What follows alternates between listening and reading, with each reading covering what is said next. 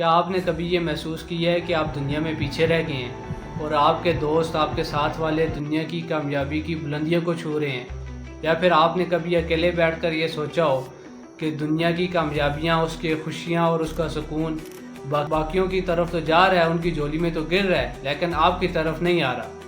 اگر ایسا ہے تو آئیے جانتے ہیں اس میں کتنی حقیقت اور کتنا دھوکہ ہے۔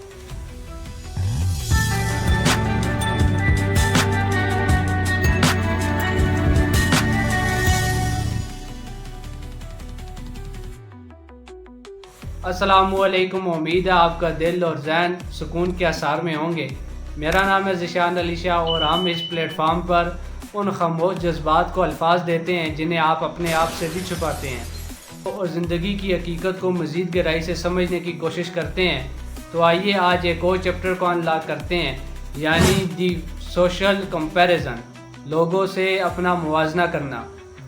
ہم یہ سوچتے ہیں کہ لوگوں سے اپنا موازنہ کرنا یہ ہماری ایک ادنیٰ سی عادت ہے، جس وقت چاہیں ہم اسے چھوڑ سکتے ہیں، لیکن دی سائیکالوجیکل سائنس اس کے بارے میں مختلف رائے رکھتی ہے۔ ایک امریکن سائیکالوجسٹ لیون فسٹنجر نے 1954 میں ایک تھیوری پیش کی تھی، دی سوشل کمپیریزن تھیوری۔ انہوں نے یہ ثابت کیا تھا کہ انسان کا جو دماغ ہوتا ہے وہ ڈیفالٹ میکانزم پر کام کرتا ہے۔ انسان اپنی ورتھ کو اور اپنی قیمت کو معلوم کرنے کے لیے اپنے آس پاس کے لوگوں کے ساتھ خود کو کمپیئر کرتا ہے، اپنا موازنہ کرتا ہے۔ لیکن آج کے دور میں یہ موازنہ بالکل تبدیل ہو چکا ہے۔ The journal of social and clinical psychology کی لیٹسٹ رپورٹ کے مطابق جب ایک انسان کے اندر یہ عادت ہوتی ہے کہ وہ ہمیشہ خود کو دوسروں کے ساتھ کمپیئر کرتا رہتا ہے تو اس کے اندر 40% ڈپریسو سمٹمز بڑھ جاتے ہیں عام لوگوں کی نسبت۔ ہم جو آس پاس دیکھ رہے ہوتے ہیں وہ اگلے بندے کی 25 سال کی ہارڈ ورک، محنت کا نچوڑ ہوتا ہے، جسے ہم اپنے شروعاتی دور کے ساتھ کمپیئر کر رہے ہوتے ہیں۔ ہم بیہائنڈ دا سین اپنی سٹرگل کو، اپنی محنت کو اور اپنی تھکن کو، اس کا جو فائنل ریزلٹ ہوتا ہے، اس کی جو اچیومنٹ کا جشن ہوتا ہے، اس کے ساتھ کمپیئر کر رہے ہوتے ہیں، جو کہ سراسر ناانصافی ہے۔ اسے اگر مزید گہرائی سے سمجھیں تو ہمیں دنیا کے عظیم مفکروں اور مصنفوں کی کتابوں کا مطالعہ کرنا پڑے گا۔ امام طبری کی تاریخ الطبری ہو یا پھر ابن خلدون کا المقدمہ ہو، اس میں ہمیں ایک بہترین واقعہ ملتا ہے جو ہماری آنکھیں کھولنے کے لیے کافی ہے۔ اپنی کتاب میں یہ قصہ اس طرح سے لکھتے ہیں کہ بغداد میں اس وقت برامکا خاندان کا عروج تھا اور اس وقت کے دو عظیم مفکر اور دوست ایک ہی استاد کے شاگرد تھے، ہارون اور جعفر۔ چل کر ہارون کو تخت مل گیا اور وہ تخت نشین ہو گیا، جبکہ جعفر نے علم مہارت حاصل کی اور اس کی شہرت اتنی زیادہ ہو گئی۔ بادشاہ ہارون اپنے تخت پر بیٹھتا تو گلی میں اسے جعفر کی تعریفوں کے سوا کچھ نہ سنائی دیتا۔ تو ایک دن اس نے اپنے خاص وزیر سے کہا کہ میرا جو آغاز تھا وہ بہت طاقت والا تھا کہ میں تخت نشین ہوا ہوں، لیکن جو جعفر کا انجام ہے وہ مجھ سے زیادہ بڑھ گیا ہے۔ تو پھر اس نے ایک رات سازش کی اور جعفر کا سر قلم کر کر اس کی لاش کو ایک دروازے کے سامنے لٹکا دیا۔ کتاب الغانی کا مطالعہ کریں تو ہمیں پتہ چلتا ہے کہ بادشاہ ہارون اس کے بعد کبھی بھی صحیح طرح سے نہیں سویا، وہ ہمیشہ رات کو اٹھ کر آ کر اسی دروازے کے سامنے کھڑا ہو جاتا۔ ایک دفعہ اس کے بہت ہی وفادار وزیر نے اس سے سوال پوچھا کہ آپ نے تو اپنے دشمن کو یعنی جعفر کو اپنے راستے سے ہٹا دیا تھا، تو اب آپ کو سکھ اور چین کیوں نہیں ہے؟ اس وقت ہارون نے جو جملے کہے تھے وہ ہماری آنکھیں کھولنے کے لیے کافی ہیں۔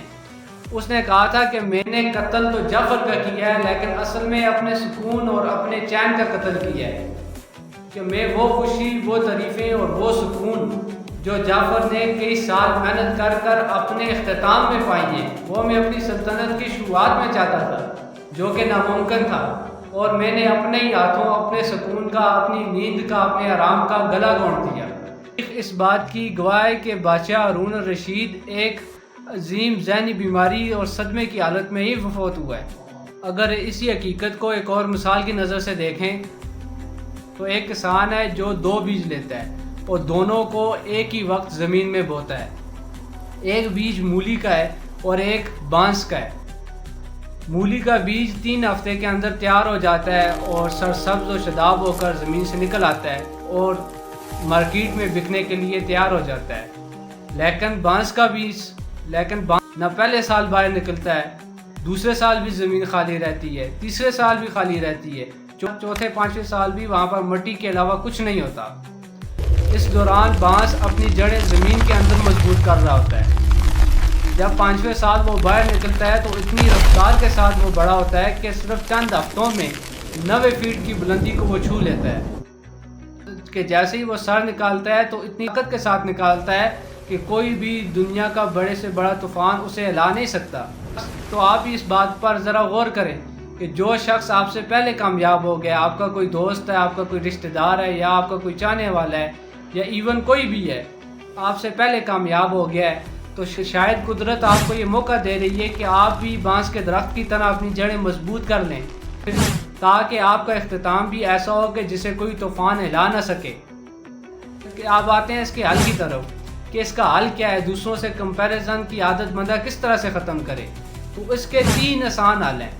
सबसे पहला ये है कॉन्टेक्स्ट। जब आप किसी को कामयाब देखें या उसकी खुशियाँ देखें तो उसके पीछे उसकी सेक्रीफाइसेस, उसका जागना, उसकी कुर्बानियों को भी देखें। आप किसी की गाड़ी और बंगला तो लेना चाहते हैं, लेकिन उसके पीछे उसके टूटे हुए रिश्ते, उसकी कुर्बानियाँ, उसका डर, अगर वो लेने के लिए तैयार नहीं है तो फिर आपका मुवाजना वहीं पर ख़त्म हो जाता है। दूसरा ये कि ज़िंदगी फाइनेट गेम नहीं है, यानी ये रेस नहीं है कि जहाँ पर एक कामयाब हो गया और आप बाकी सब हार गए।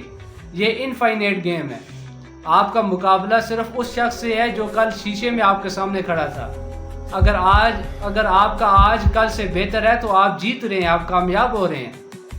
तीसरा हाल ये है जो हार्वर्ड यूनिवर्सिटी की रिसर्च ने भी साबित किया है। और अब मैं आपके साथ होने वाले 3 ऐसे काम अपनी डायरी पर लिखे जिनकी वजह से आप अल्लाह का शुक्र करते हैं, यानी कि ऐसे हसीन लम्हे अपनी ज़िंदगी पर 3 लिखें जो रोज़मर्रा आपके साथ हुए हैं। तो जब भी आप स्ट्रेस में हो जाकर उसे पढ़ें, तो उसकी वजह से आपके अंदर डोपामीन के हार्मोन रिलीज़ होंगे। इंसान की जो जलन होती है या मुवाजना करने की जो बीमारी होती है वो शुक्रगुजारी में बदल जाती है। आखिर में यही कहूँगा कि लोगों के साथ अपना मुवाजना करना बंद कर दें। कुदरत ने हर इंसान को अलग मिट्टी से बनाया है और उसका एक अलग मौसम सेट किया है। गुलाब ठंड में खिलता है जबकि कंवल कीचड़ में खिलता है। ना गुलाब बढ़ता रहे ना कंवल बदता रहे। अगर आप ज़िंदगी में दूसरे की खुशियों के साथ अपना मुवाजना करेंगे तो आप कभी वो नहीं बन सकते जिसके लिए कुदरत ने आपको पैदा किया है। आप अपनी जड़ों पर काम करें और ख़ुद को मजबूत करें, क्योंकि जब तक आप अपने अंदर के अंधेरे से नहीं लड़ेंगे, उसे नहीं ख़त्म करेंगे, तो वक्त तक आप हकीकी रोशनी तक नहीं पहुंच सकेंगे। तो अपनी जड़ों पर काम करें, दूसरों के साथ मुवाजना करना बंद कर दें, अपनी कहानी खुद लिखें। मिलते हैं नई वीडियो में नए टॉपिक के साथ। अपना रखें ख्याल। मुझे दें इजाज़त। अल्लाह हाफिज़।